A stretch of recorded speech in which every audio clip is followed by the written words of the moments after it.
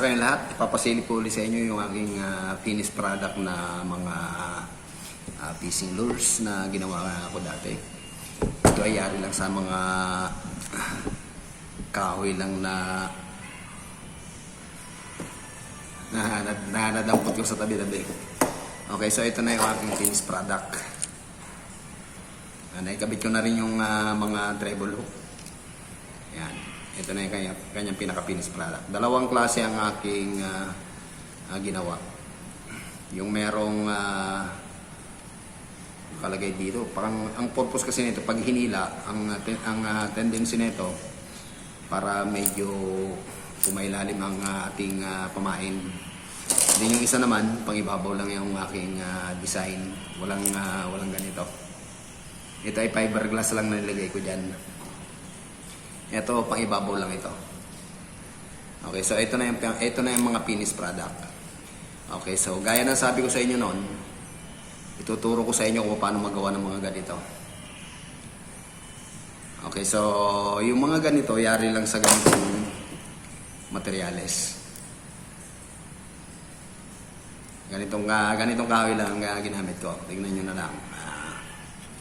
7 in 1 inches yata ito. Then yung lahat ng mga ito, nilagyan ko ng crankbait ang tawag, parang natunog para pagka hinahatak mo, nagba-vibrate o natunog. Kaya ng mga ito, yan. Yan, natunog yan. Wala pa ito, hindi ko pa nilalagyan ng sima. Tama na yung dalawa. Ito pa isa. Tumutunog lahat yan. Para pagka hinahatak mo, nagbabibrate, malayo ang nararating na ito sa dagat para napapansin ng mga isda. Kaya kinakailangan may nagbabibrate na huwan. May tumutunog para takaw pansin ba sa mga isda. Okay, so ito ang aking mga blanks o mga blanco pa yan. Okay, so yan ay pinutol-putol ko na kasi hindi ko na pinakita putol. Marami ito. Pagka wala akong ginagawa, ito ang paglilibangan ko. Okay, gaya ngayon na medyo hindi masyadong busy kaya ito ulit tayo ngayon. Okay, so ang ginagamit ko na pampatunog dyan, bearing lang. Bale, itong mga bearing na ito. Yan. Naglalagay lang ako ng mga 5 piraso.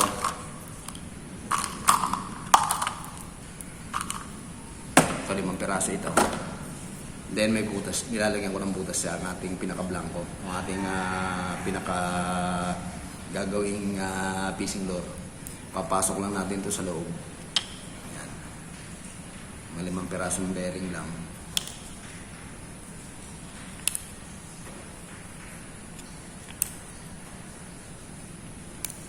Meron na tayong mapatunog. Pwede lang tumunog yan. Or, yung mga nandito, ito ay pang kasi ito ay pang long term ito. Ibig sabihin pang matagalan. Kaya kung mapapansin nyo, iba yung tunog. Kasi meron pa itong yan. Nilagay ko pa siya sa isang stainless na tubo. Then nilagyan ko ng lock. Kabilaan. Para hindi pasukin ng tubig. Kasi minsan pagka ang ating fishing lure nakagat ng isda, maaaring pumaon yung ngipin o magasgasan, magkakaroon ng moisture, papasok sa loob ng ating fishing lure. Kung walang stainless na balot, maaaring kalawangin yung ating mga bearing. Kaya yung pangmatagalan na design ko ganito. Magagawa muna ako ng ganito. Ito yung nagpapatunog. Ito yung pinaka-rattler niya. Tapos ipapasok ko rito yan. Yan. Nasa loob siya. Kakaiba ang tunog na ito. Okay, so mula rito, magle-layout tayo ng gusto nating shape o klase ng isla. Bahala na kung anong kalabasan ng i-layout natin. Okay, so Ginagamit ko lang na pang ano dyan, ano lang, lapis lang, tansyahan lang kung anong kalabasan. Okay, so tignan nyo kung paano ko to i-layout. Bahala ng kalalabasan nito mamaya.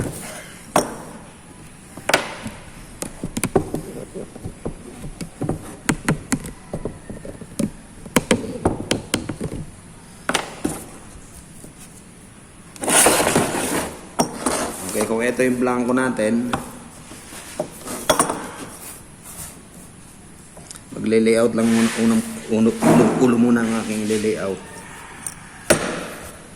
Tatansyahin ko lang kung nasaan yung pinakabutas. Doon ko kasi ipoporma yung pinakabungangan na ito. Nilalapis-lapis ko lang ito.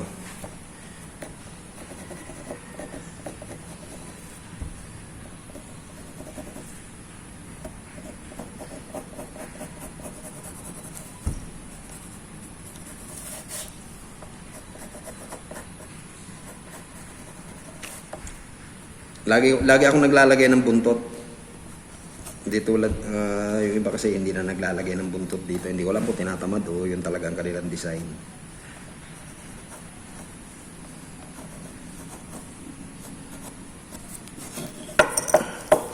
Isusukatin ko to kung hanggang saan talaga ito baka tamaan ng ating kwan. Para pagka nag-forma tayo, I mean pag nag-grind o naggagawa tayo, hindi siya madadama yung ating butas dito sa loob. So hanggang dito siya. Bale, ito yung pinakabutas niya.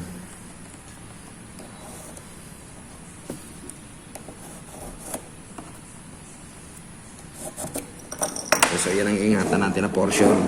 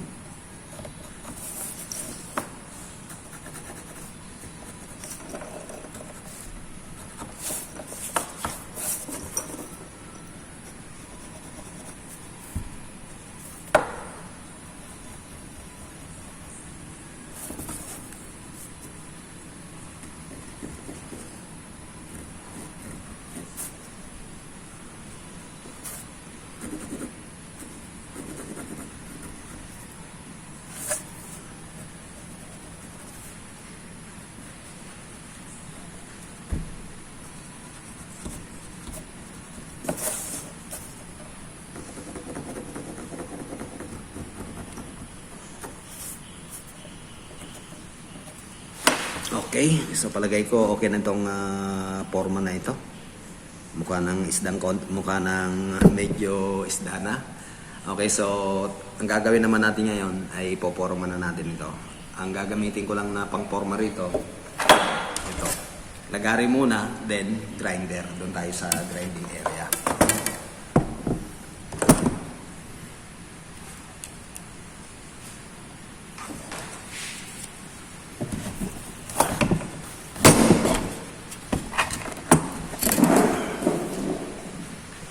Tayo sa grinding area para nakikita nyo kung paano ko ito binibira.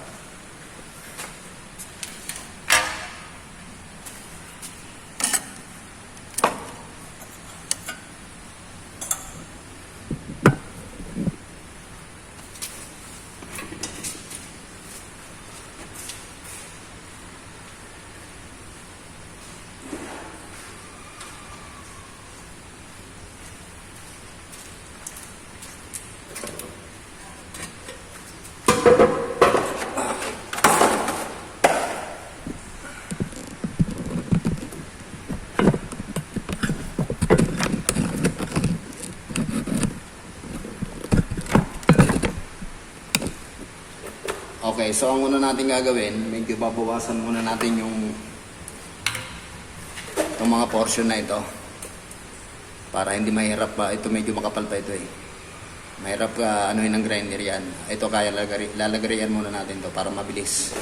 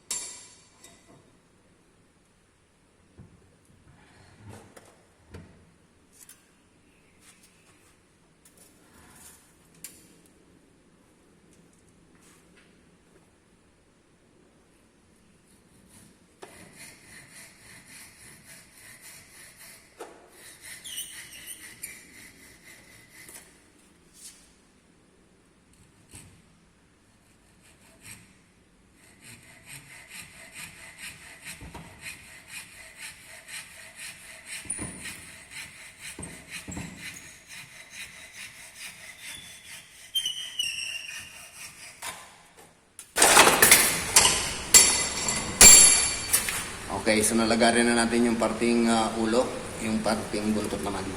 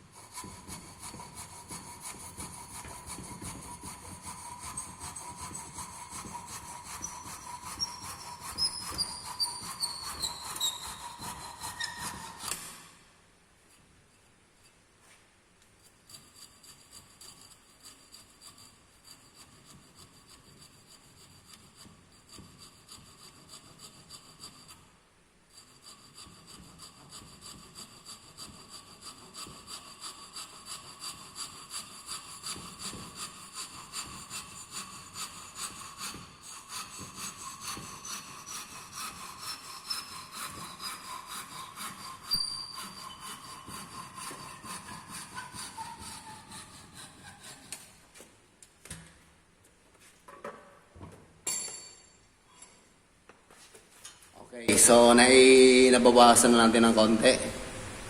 Medyo nagkakaporma na siya. Ang susunod nito, grinder naman ang ipangpipinis natin.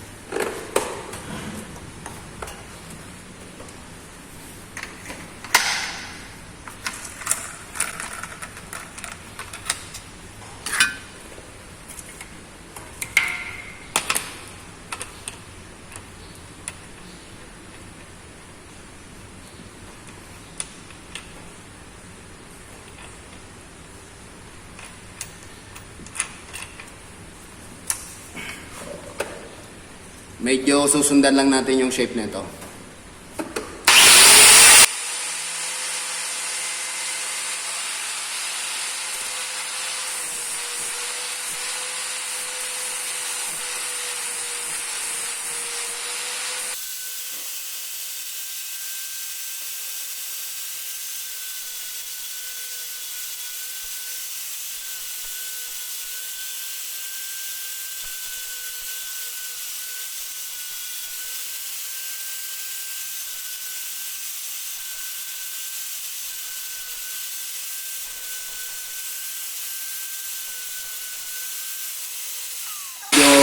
Okay na. Ang gagawin naman natin ngayon yung paninipisin naman natin ito. Huwag kayong mag-alala pag may mga butas na ganyan. Pwede namang takpan ng kanyan ng epoxy.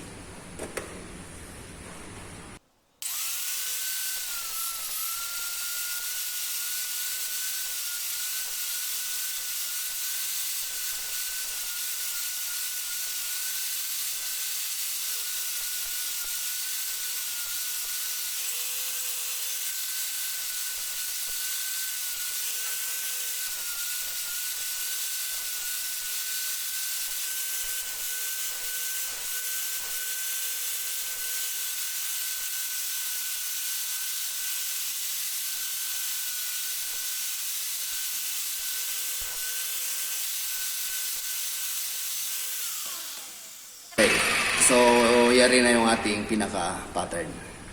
I mean, yung ating pinaka-blanco. Mukha na siyang isda ngayon. So, ganun lang ang pag-apply ng grinder. I mean, paggamit ng grinder. Okay, so yung iba naman ang aking ipoporma. I mean, gagawin ko rin ganito yung iba.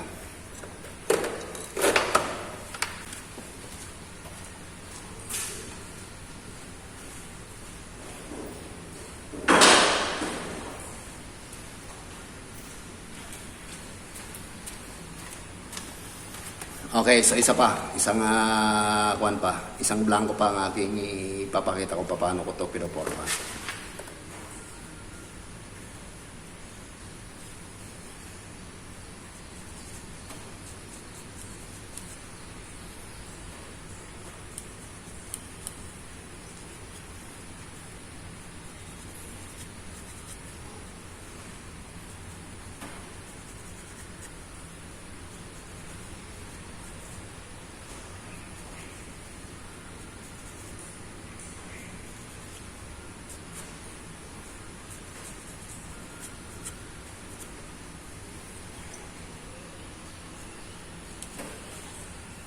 Okay, so may layout na ako. Then, i-grinder ko na to o ipuporma ko na to. Pero lalagyan ko muna ng konti para mabilis.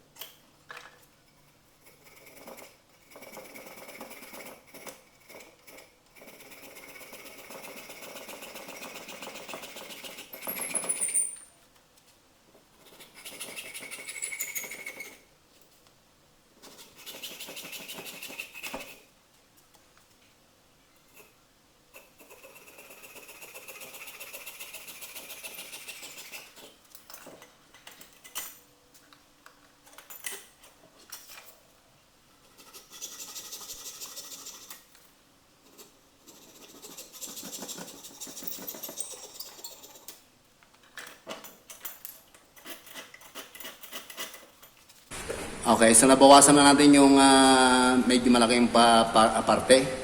Makakaya na to ng grinder sa mabilisan na to pag na-grind na. Pag ginagrind na natin.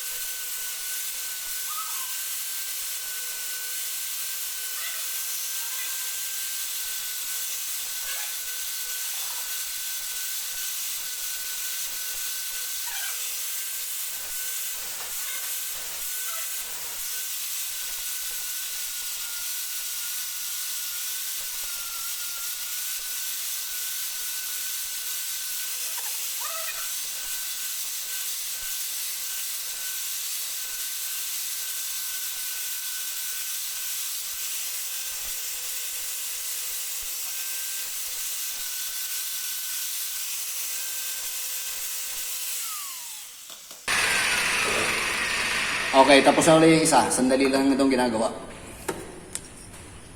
Konting finishing na lang to, then pintura. Ipapakita ko yung pintura kapag na-prepare ko na ito maigi kasi ipipinis pa ito. Medyo matagal pa ang procedure na ito.